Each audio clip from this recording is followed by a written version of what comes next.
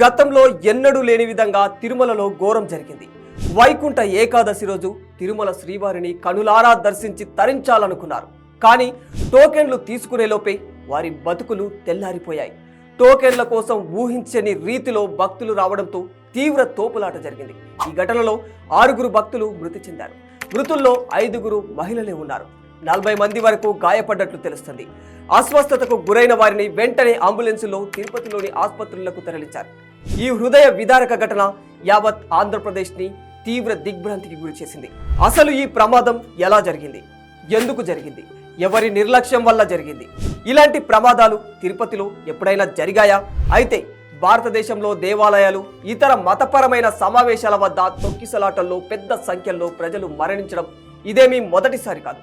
గతంలో కూడా ఇలాంటి ఘటనలు చాలానే జరిగాయి.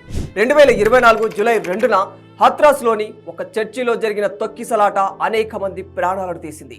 జరిగిన తొక్కిసలాటలో కనీసం 98 మంది మరణించారు, అనేక మంది గాయపడ్డారు. 2023 మార్చి 31న ఇండోర్ నగరంలోని ఓ ఆలయంలో రామనవమి సందర్భంగా జరిగిన హవనం కార్యక్రమంలో పురాతన బావిపై నిర్మించిన స్లాబ్ కూలిపోవడంతో కనీసం 36 మంది మరణించారు. 2022 జనవరి 1న జమ్మూ కాశ్మీర్లోని ప్రసిద్ధ వైష్ణోదేవి పుణ్యక్షేత్రం వద్ద భక్తుల రద్దీ కారణంగా తొక్కిసలాటలో కనీసం 12 మంది మరణించారు, పదుల సంఖ్యలో గాయపడ్డారు. 2005లో మహారాష్ట్ర మందర్దేవి ఆలయంలో 340 మందికి పైగా భక్తులు మరణించారు. 2008లో రాజస్థాన్ చాముండాదేవి ఆలయంలో కనీసం 250 మంది మరణించారు. 2008లో హిమాచల్ ప్రదేశ్లో 162 మంది ప్రాణాలు కోల్పోయారు. ఇవన్నీ కూడా మతపరమైన సమావేశాలలో జరిగిన తొక్కిసలాటల వల్ల జరిగినవే. వీటిని ఇప్పటికీ మతపరమైన సమావేశాలలో తొక్కిసలాట వల్ల సంభవించిన అతిపెద్ద ప్రాణ నష్టంగా చెప్పుకుంటూ ఉంటారు. ఇంకా ఆంధ్రప్రదేశ్ విషయానికి వస్తే గతంలో కూడా ఇలాంటి తొక్కిసలాట ఘటన రాజమండ్రిలో జరిగింది. 2015 జూలై 14న రాజమండ్రిలో పుష్కరం ఉత్సవాల ప్రారంభం రోజున భారీ సంఖ్యలో భక్తులు తరలివచ్చారు.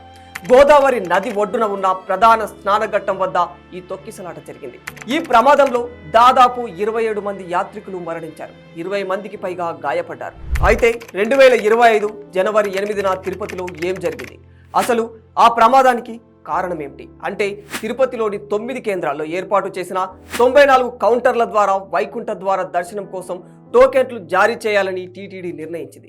ఈ క్రమంలో టోకెన్ల కోసం భక్తులు భారీగా తరలి వచ్చారు.